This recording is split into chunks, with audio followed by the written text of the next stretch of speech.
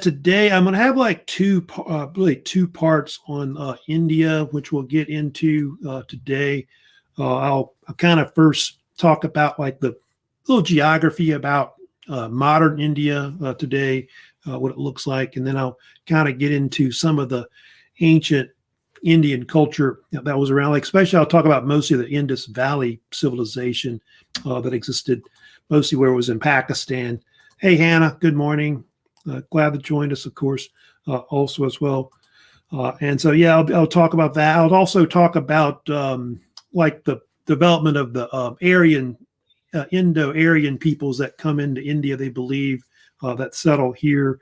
And I'll get into like, even I'll talk about also like the development of like early religion in India, which we'll talk about mostly Hinduism, of course, which is the main religion in India today. Like 80% of most people in India, that's their main religion overall.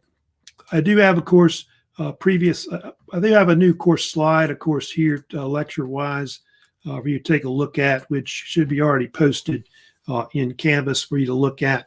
Of course, later, ancient India, which you see right. So India goes back a long way. It's, dates back to 7,000 to 8,000 years ago or more.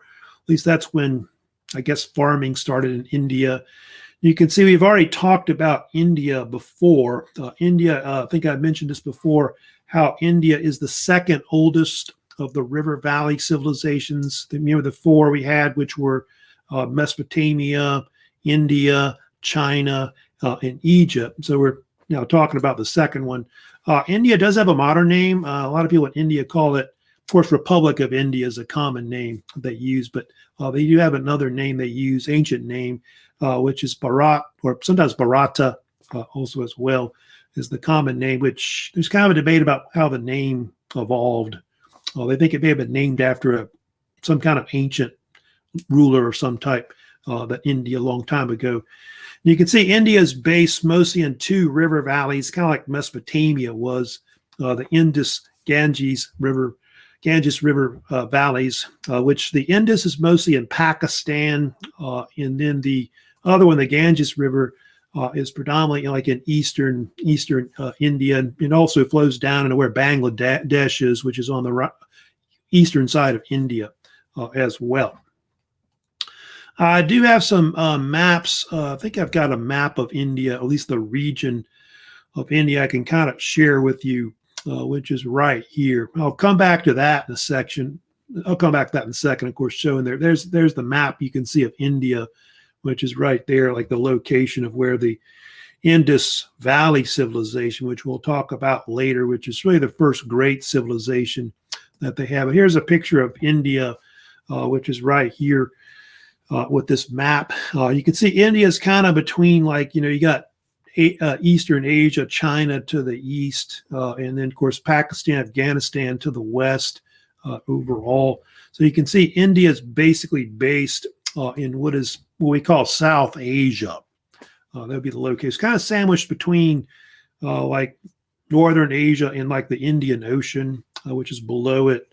Kind of you can see the Arabian Sea to the west, Bay of Bengal to, of course, the east also as well.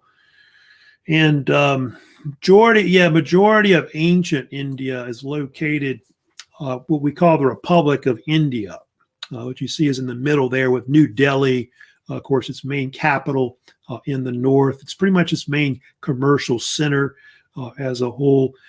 India is a very populated country. It's the second largest country in the world behind China. Modern, of course, the People's Republic of China. I think they've got 1.3 billion, and I guess China's got 1.4 billion or so. So both are kind of comparable to each other. But the size of India, compared to like, say the United States, it's probably like around maybe a third the size. So it's a pretty large population. United States probably got about 330 million people. So our population is like, I think, a fourth of what, India has as a whole. But here's a picture of a little slide there, of course, of like, where most those two rivers are. There's actually three rivers in India that you have, not just the Indus and Ganges rivers, but they've got the Brahmaputra. Don't forget about that one as well. That kind of starts up in the Himalayas as well and goes down into where Bangladesh is as well. So Well, those are the three rivers they have, but those two, Indus, Ganges rivers, of course, are more obviously well known and more into like really the Ganges is the one that's mostly in the Republic of India today because most of the Indus is in Pakistan, except the northern part of it, where it starts. Geography of India today, it's like in comparison to us, I was talking about how it was like maybe like close to about a third the size of the United States. So that whole area of India you're looking at today, about 1.2 million square miles. So that's about the size of it, roughly. India is famous for its shape. It's kind of like a diamond shape to it. Peninsula sticks out, and of course, the Indian Ocean. It's often been called nicknames, like you've heard, like the so-called subcontinent of India or the Indian subcontinent. Those are common names. They called India, in modern times overall. And why is it called the subcontinent? Well, if you look at the map there, I guess if you also look from like outer space or Google Earth or whatever, it's so large of an area that it looks like a separate continent, compared to Asia. And it is kind of a subdivision of South Asia or Asia itself, which is divided off by mountains. There's kind of mountains that kind of divide it off from the rest of like Eurasia, which is kind of above it there. And there's actually these two tectonic plates that are kind of pushing against each other, which I've got a map showing you that right here, which can show you the difference between the two plates and what creates India. But you've got the so-called Eurasian tectonic plate, which is over here. And it's the Indian plate's kind of pushing upward against it. And you can see that right there. And so that's what forms the so-called Himalayas, like the mountains that are like above India, which are right here. Tibetan Plateau and Highlands, which are, mountains over here as well. So it's all being pushed against it. Basically. And so like in this area, that's kind of like northern India or areas that are kind of between those two plates. Obviously, there's a lot of earthquakes that happen quite a lot in those areas. So that's the reason. That's why India is, separate from basically the rest of Asia because of those two plates, hitting each other pretty much. Besides now, there's not just the Himalayas. There's also another like ring of mountains too, which are kind of to the northwest, which are the Hindu Kush, which you may have heard about them as well. They're kind of like between like Pakistan, Afghanistan. They're actually more like to the west of the Indus River. It would be like in that map right there. It would be, if you go right here, it would be like kind of like on the border between Pakistan and Afghanistan. That's about where the Hindu Kush mountains are. So if you look at a map of India from outer space, or like that whole area where the subcontinent is, it's kind of like a huge diamond peninsula with a ring of mountains that are kind of above it, like all around the top of it right there. And if you wanted to get into India, like invade it or whatever, that was the main route you had to take. So the main invasion passes were pretty much through those mountains, the Hindu Kush area, like the Khyber Pass, which you may have heard of, which is probably one of the most famous mountain passes through that area. It's over 30 miles long. They have the so-called Bolan Pass as well. And typically that was the main invasion route that people took to get into India, whether it be, I guess, the Aryan peoples that came in to India, Pakistan. Later on, you had Alexander the Great invaded, I think, through there, down through the Mongols and other people's Muslim invaders that came in also as well. So kind of getting to some of the geography, of India.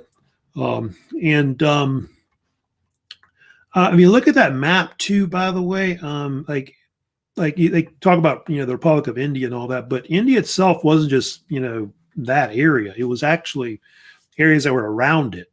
In fact, the area from like Pakistan, I think all the way to like the area around Bangladesh, that was what they called ancient India a long time ago. So all those areas you look at, those countries right there, Bangladesh, Bhutan, of course, Republic of India, Nepal, Pakistan. If you want to throw in Sri Lanka, sometimes called Ceylon, which is on the bottom of India. You can kind of see it like on there, right on the bottom, that little island nation that's below India. All that area would be basically ancient India a long time ago. Also geographic-wise, kind of get some more geography about India, which is also well known. You may have heard of the Indo-Gangetic Plain or Indus-Ganges Plain, which is up in the northern part of India. That's a very important area as well. It's an area which is about 2,000 miles long, wide, like from Pakistan, I guess, all the way to Bangladesh, where the Indus River in Pakistan, and then the Ganges River in India and Bangladesh, Brahmaputra River too as well. You can see, so that whole area is a big floodplain that goes from west to east, and you can see, a lot of people live in that area. Maybe around 1 billion people, which is a good bit. Most populated city, I think, in that whole area is the city of New Delhi, which has, by the way, a metro population of about 26 million people. That's a lot of people living in that area. And that whole area, that floodplain itself is about, it says about 630 million square, it says, 630 million acres. That's a pretty large size area in that whole floodplain. Not the city, but the floodplain that you're looking at. Oh, and why was that area important? Well, today it's like, India's like big commercial area, but they do a lot of farming. I think 2/3 of India's economy is still farming, pretty much what I've studied about before. And like the typical kind of crops that they grow there, they grow a lot of grain crops, like everybody else does, but, cotton is a big crop over there. Tea, coffee. Most people don't know it, but I think India grows like the second most amount of tea, or tea that produces the most amount of tea, I think, behind China, more than anything. So a lot of coffee. Cotton, of course, is very famous. So I think cotton probably originated in ancient India, a long time ago. But farming was really important, pretty much not just in modern India, but going back to ancient India as well. They think that agriculture itself started in the Indus River basin, like over here, and then spread eastward across the Ganges River Valley and into the Brahmaputra area. So all this area here, you've got a lot of early civilization that dates back, thousands of years ago. But they think India started over here a long time ago and then spread eastward. But a lot of your great civilizations, especially like your empires that come later in India, a lot of them are based in the Ganges River Valley, like the Aryan Empire and I guess the Mughals and all those other empires that come later that you've got are kind of based in the northern part, mostly of India. That's the next thing I guess I need to talk about is get into like some of the civilizations of India that are there's one area I forgot to talk about. I just forgot about that one that I did want to mention about, which is true. There's an area in India which is also kind of like below that area. I'm trying to think of a better map. Maybe this would be a better map to show you right here. But there's another part of India I guess I'll mention about. It's called the Deccan Plateau. It's an area which is like, it's kind of in the middle of India. It would be basically about in this area here. It's like in the middle of the Diamond Peninsula. So called Deccan Plateau. It's kind of a flat plateau area of India that runs from like, it kind of flows from west to east. It kind of goes from like this way to that way, like kind of going west eastward across India. And so you can see it's about 430 square mile region of India. And it's more, I guess, more flatter in those areas. Although I think the part on the bottom I think the southern part is more higher than the northern part, which is lower or something like that. But that's just like an area that's in the kind of like in the middle of the actual like peninsula part of it.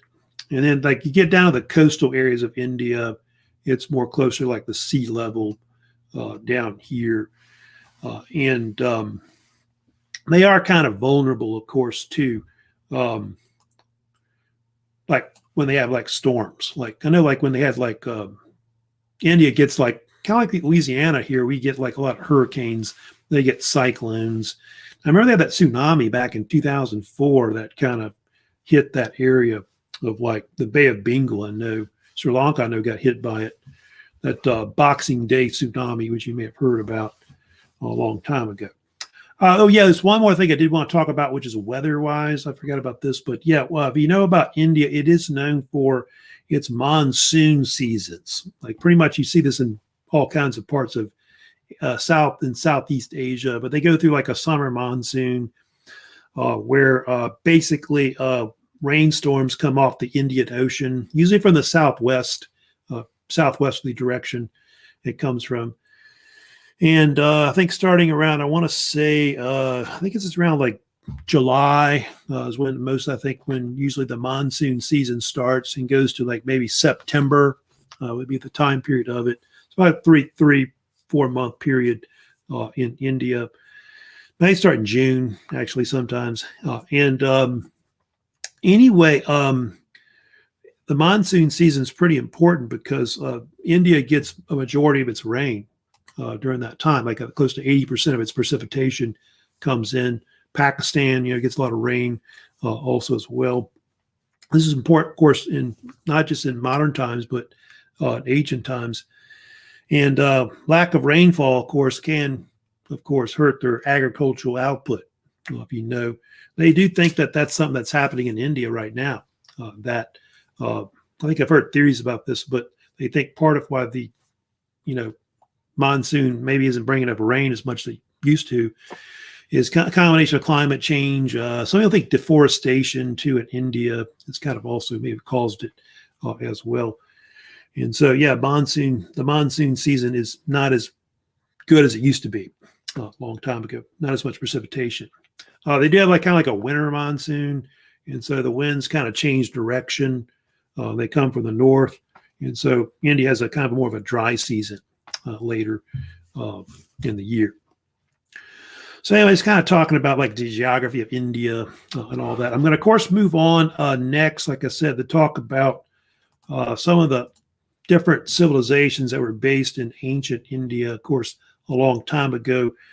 Of course, you've got the so-called Indus civilization, which is called different names. Indus Valley Civilization. Some people call it also called the Harappan civilization, is what they also called it as well. Some people call it IVC for short because it's such a long name, or just Indus. And anyway, the Indus civilization is considered to be one of the oldest civilizations that was discovered in India. They do think it goes back to ancient India about 4,000 or 5,000 years ago at the most, and it's based predominantly in Pakistan, northern India. They think they maybe parts of Afghanistan. It was also in as well. It was based in the Bronze Age, so that's at the time period. So they do kind of put this particular civilization up there with like the time of the like maybe Mesopotamia. I think sometimes it's compared with like the Sumerians, to the west, and may have been just as great as the Sumerians were. You can see they may have had a population that peaked at 5 million, which is a pretty good amount for that time period. I don't know that the dates are accurate, exactly, but you can see they go back obviously, 3, 4, 5,000 years ago. That's how far back they go overall. So, and most of their cities were kind of like, most of the Indus people, built these kind of baked mud brick cities, which a lot of cities are kind of built same kind of way, kind of like similar to Mesopotamia also as well. So most of them were agricultural based type civilization overall. They call it Harappan because apparently a lot of the early archaeological evidence was first found in like what would be like the western part of India, which is now Pakistan, and I think near a place called Sindh, Pakistan.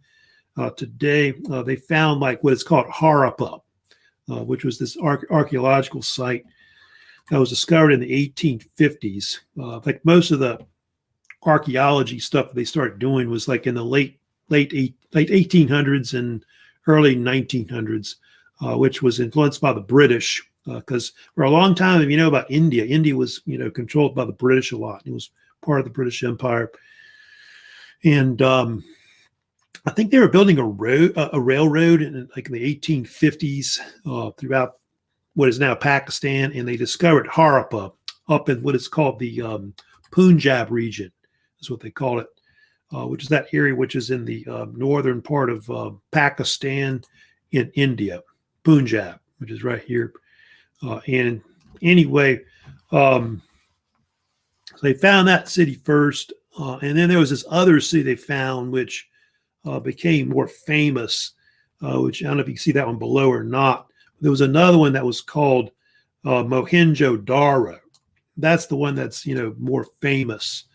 That's the largest archaeological site from that time period under the Indus people, and they had over 1,000 settlements at one point. Like this is like cities and villages that are pretty much up and down the Indus River Valley. I think the one Harappa is like 30,000 in size, they think. And then they think, you saw in the video, there's a debate about how big Mohenjo-daro was, but they think it might have been as big as like maybe 40,000 at the most. Looks like Jillian's joining us. Good morning. We're doing great out there today. Anyway, oh, and no, Mohenjo-daro, I think Harappa is named after some kind of like, I want to say nearby village in what is Pakistan, but Mohenjo-daro is supposedly a nickname that means either hill or mound of the dead, or sometimes mound of the dead men, I think is another translation that they say as well. It's called that because they found like some kind of burial site where a bunch of people were buried, like in a mass grave, and so that's why they called it that, more or less.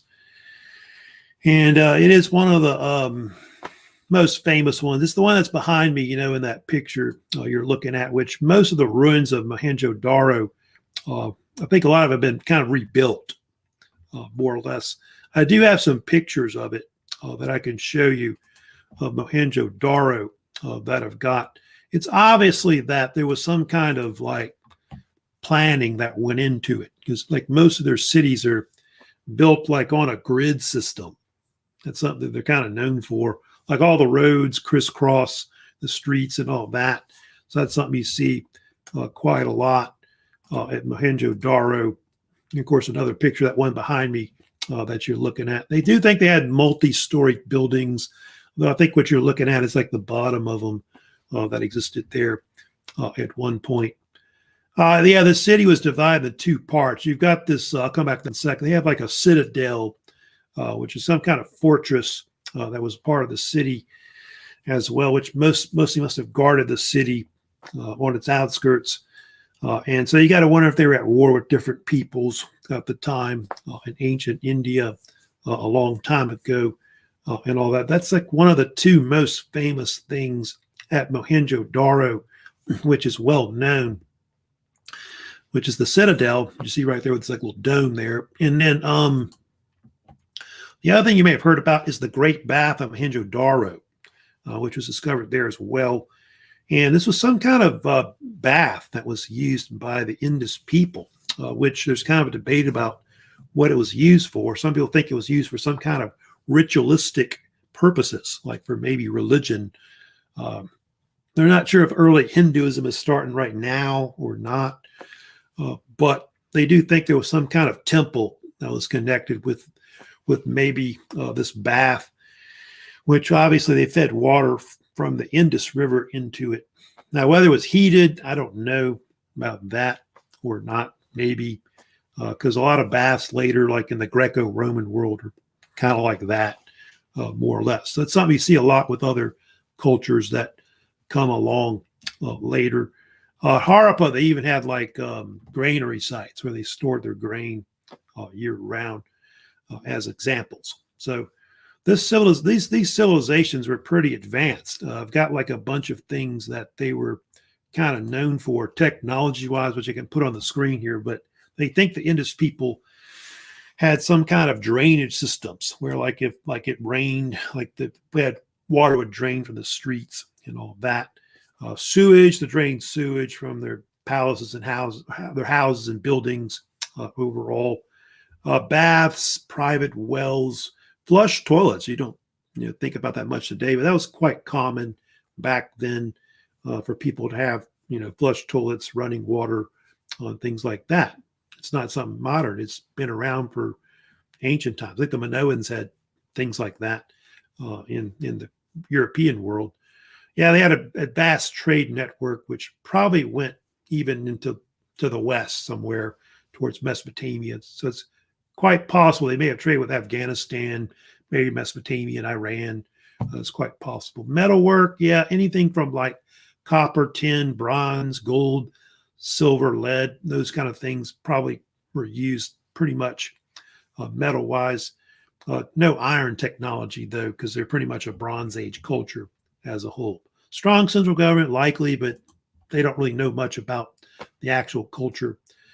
So they mostly just know stuff about the Indus people from archaeology. So there's a lot of unknowns, about the Indus civilization that existed.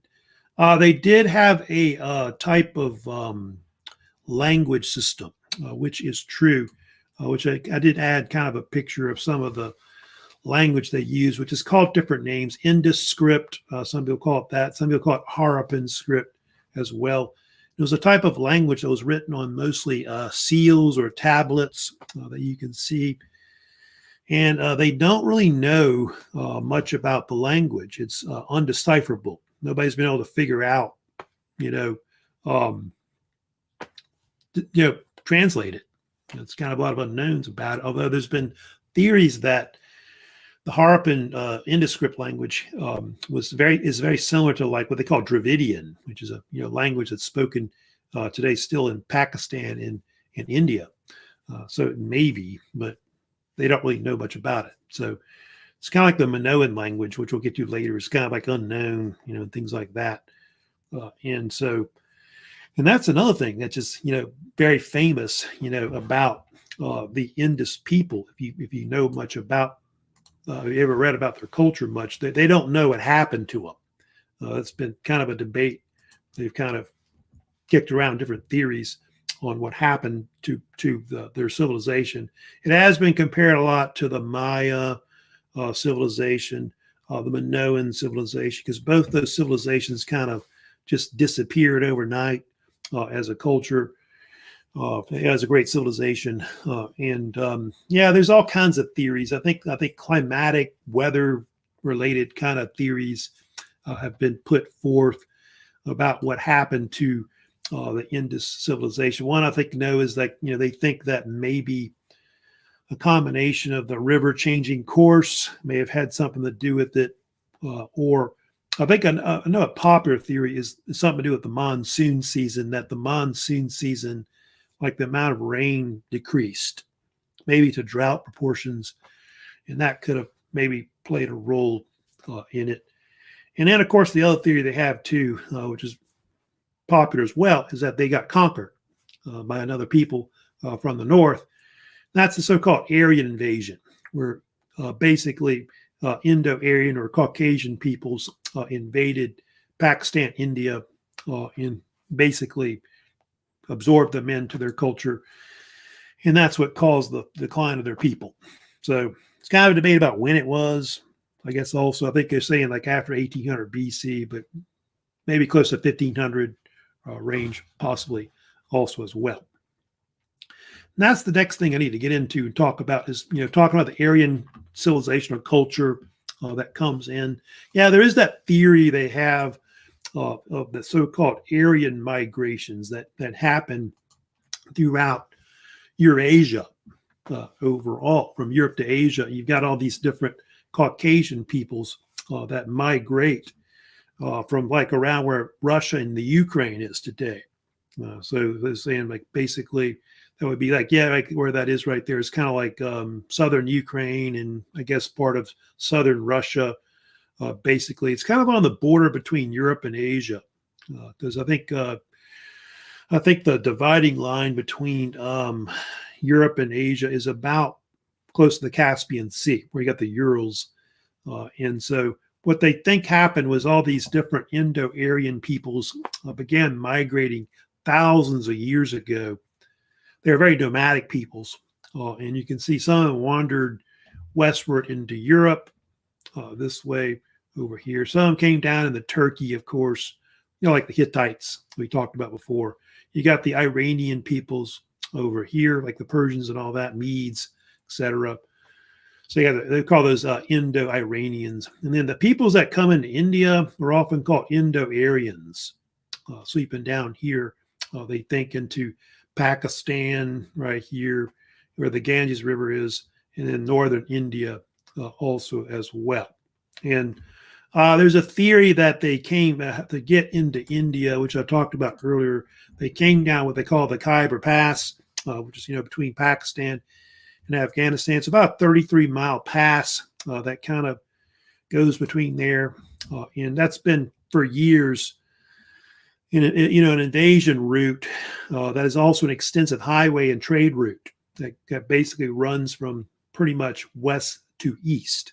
I don't know if you remember this, but remember a long time ago, Osama bin Laden, he was one of those kind of the mastermind behind 9/11, and they think that Osama bin Laden fled Afghanistan into Pakistan by probably going that way or something like that, through that route somewhere.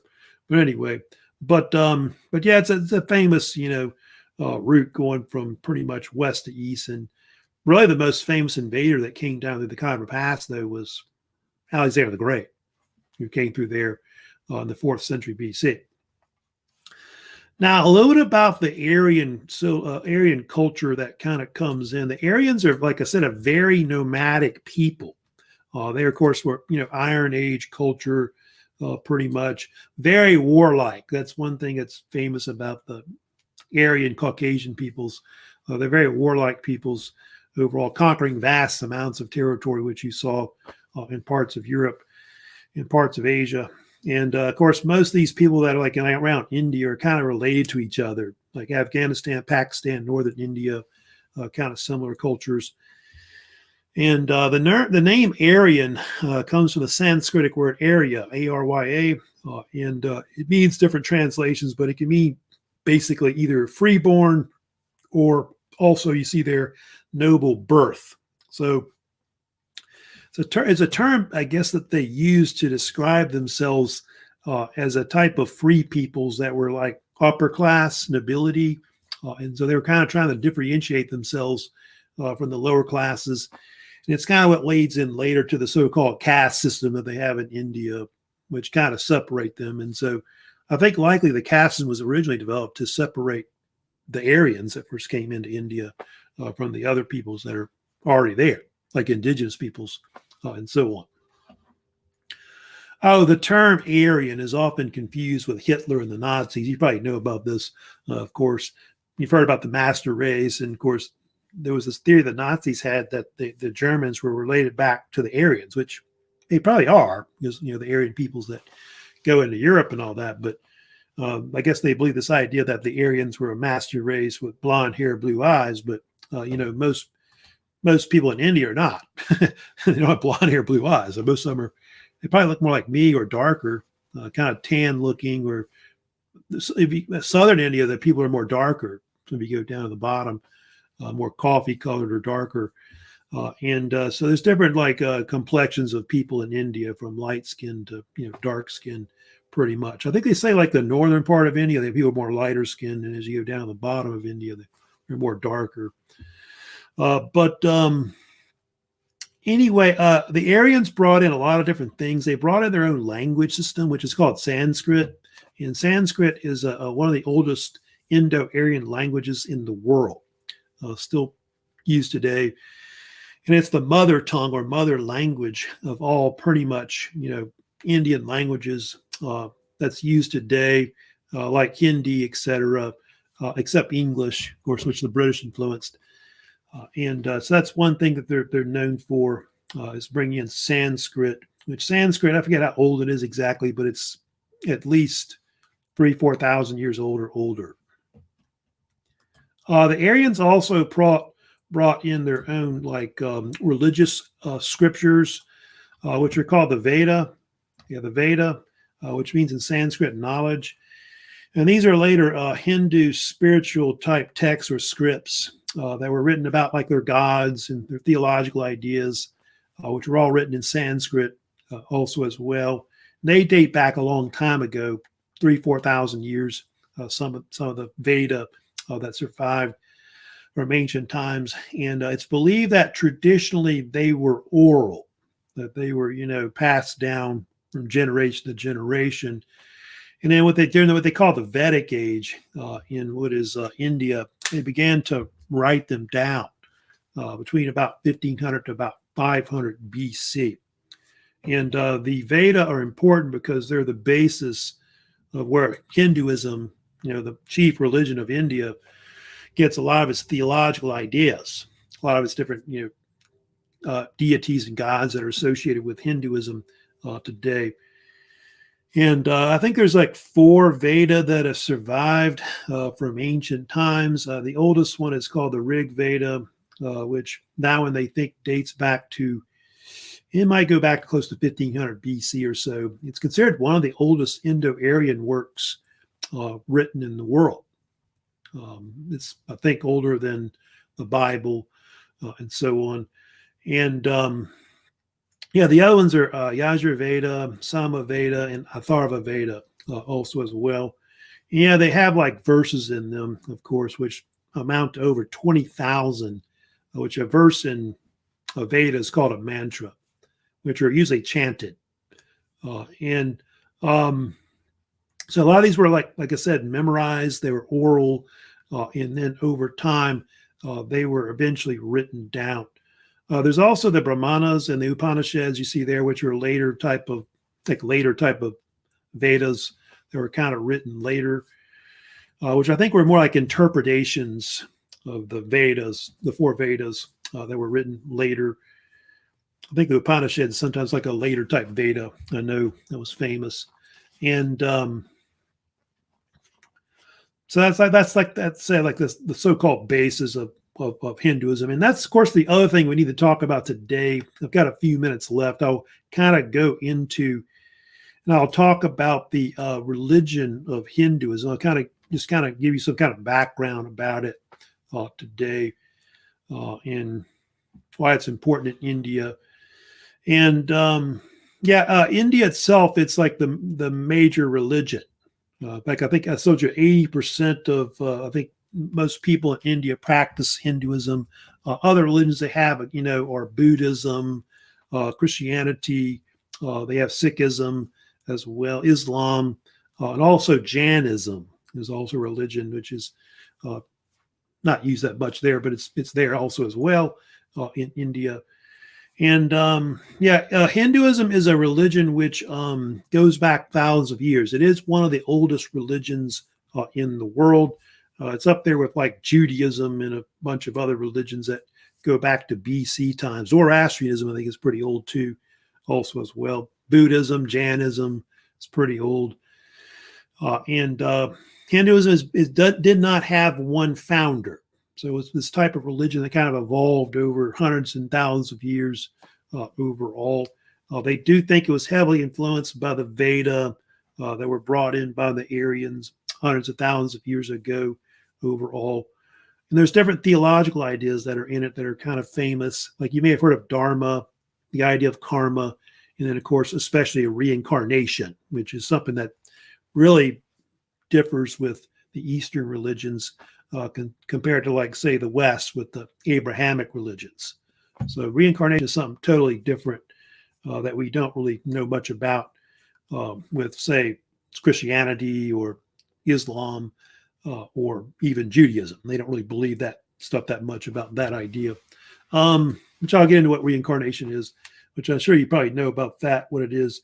But yeah, it is the third largest religion in the world. It's behind, like Christianity is the largest, and then you got Islam second.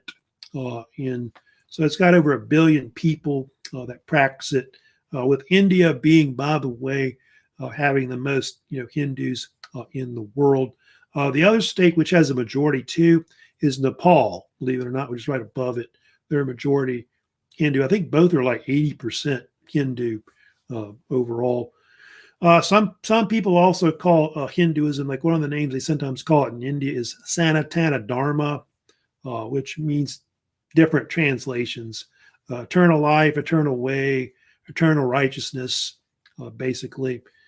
And it's this belief that in Hindu belief that all living things have some kind of soul or spirit. And of course, they believe in the idea of reincarnation.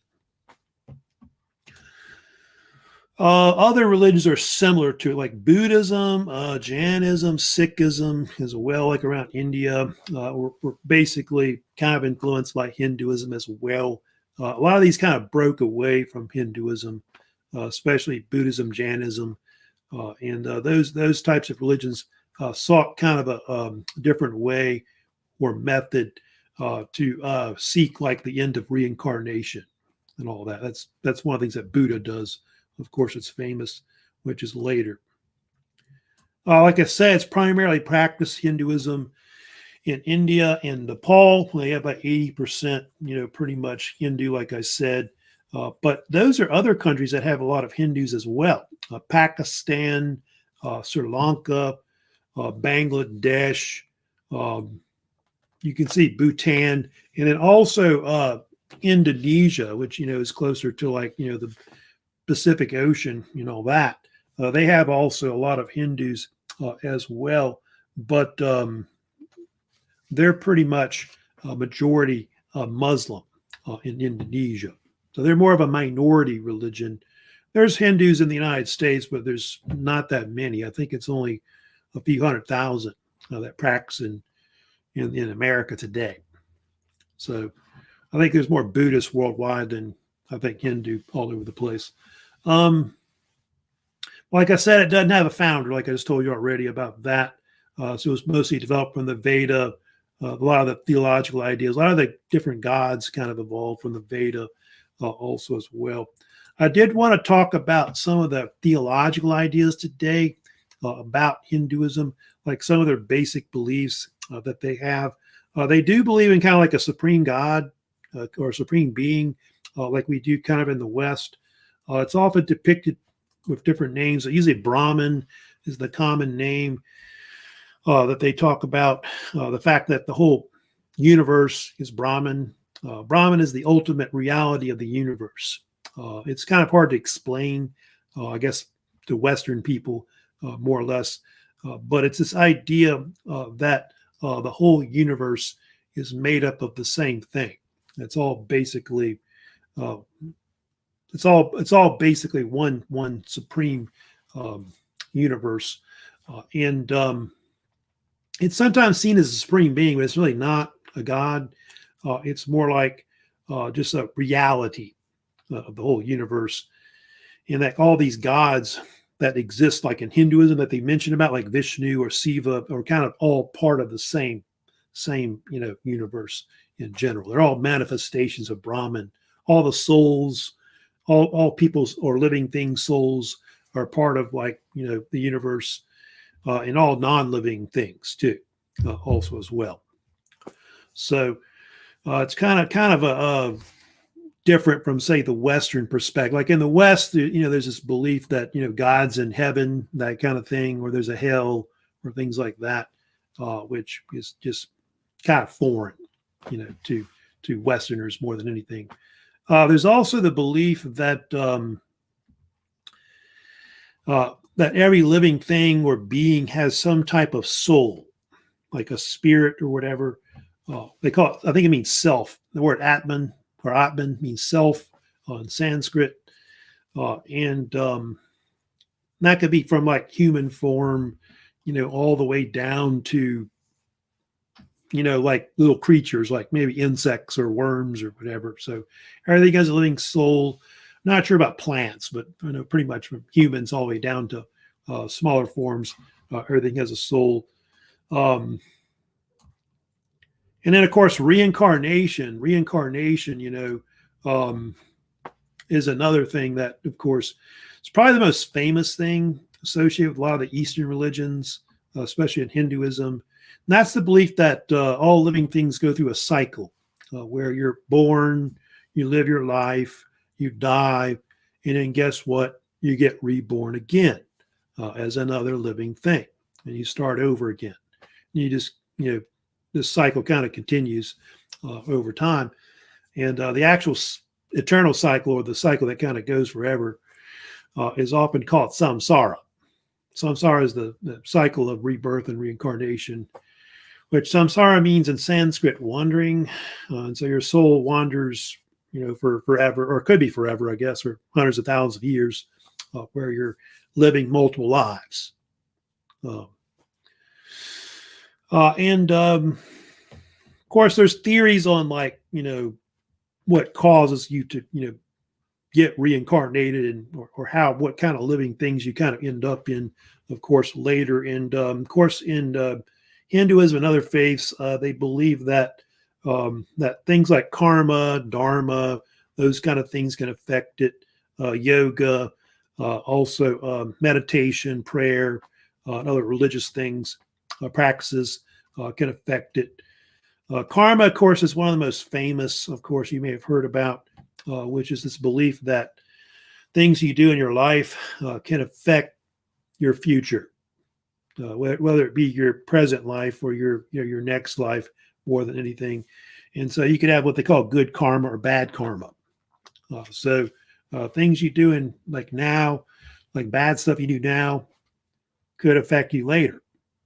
So you might end up with a bad rebirth later if you do a lot of bad things. If you have to do a lot of good things in your life, you could have a good rebirth, so to speak. So all your actions, dictate your future. I think the word destiny is actually the word they use. Destiny is the better word for your future, your destiny.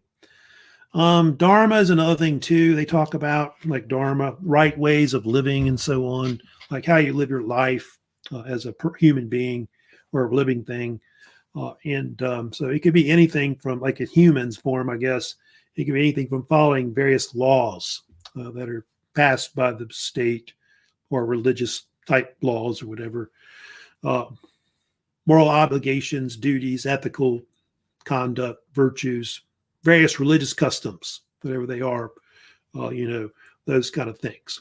So those are all things that are kind of important that could affect, reincarnation or in reincarnation.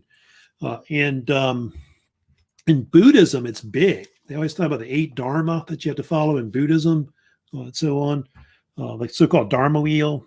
So that's pretty big. Jainism, yeah, they have similar. I think Jainism has 3 dharma. You have to follow the most, which is important. Sikhism also is important too, as well. Then they have what they call moksha. There's this belief that eventually your soul will stop reincarnating. You'll be kind of liberated, which the word moksha means liberation in Sanskrit. And so it's believed that over time that you will eventually stop reincarnating and your soul will kind of become one, with Brahman. In Buddhism, they have something similar to that called nirvana or nirvana as well, as they call it. It's kind of an equivalent, not quite the same, more or less. But the Buddhists have their own method, of trying to end reincarnation, which is mostly through following a lot of the teachings of Buddha, which were set down about 2,500 years ago or so. Because I'll kind of talk about later Buddhism, how they try to kind of find a shortcut, so to speak, because I think the Buddhists want to try to end reincarnation in the actual lifetime they're in now and all that. So anyway, later I'm going to get into, I'll not today, but I think in my next lecture, I'll probably start, I'll talk about the caste system. That'll be the next thing we'll kind of talk about. I'll talk about that next. I'll talk about the Hindu gods, like the different gods they have in Hinduism. So we'll get into that, like, like the god Brahma, Vishnu, Siva. We'll talk about those gods and some of the other gods that are famous in Hinduism. I'll talk about Buddhism. We'll get to that later as well. And I'll mention Jainism a little bit as well. And then also I'll talk about the Mauryan Empire. So those are kind of some of the things that are going to be coming up later on ancient India that I'll have. Anyway, just before I go today, I think that's pretty much it for this part one lecture I have on ancient India.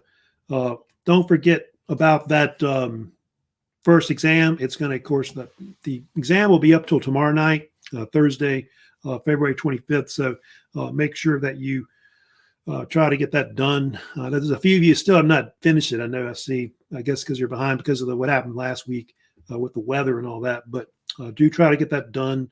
So if you got your study guides, you can go ahead and start uploading those, of course, to the Canvas assignment. That's where it says first exam study guide. Don't forget, I did upload a new Canvas quiz. It's number 3, of course, which is on those 2 previous lectures on the Phoenicians, Israelites, and of course the Persian Empire, which I did on Monday, February 22nd. So that's there. And then also, yeah, you have a new vocab. That's not due till next month, but I did want to remind you about that. So I don't know if anybody has any, I guess it looks like nobody has any questions for this lecture today, but if you do have a question later or comment, of course, about this lecture, let me know on my channel and all that. So Thursday, on next Monday, it's Monday, the looks like February, actually, it looks like March. We're going into March, actually. I'm sorry. March 1st looks like Monday. I'll continue with my second lecture, of course, on ancient India. And I'll cover up to like maybe on the Mauryan Empire and all that. So there'll likely be like an upcoming quiz on that too, sometime maybe later next week, probably next Wednesday or something like that. So that's it for today. Y'all take care. Hope you'll have a good rest of the week and weekend coming up. And I'll see you next Monday for the part 2 lecture on India. So y'all take care.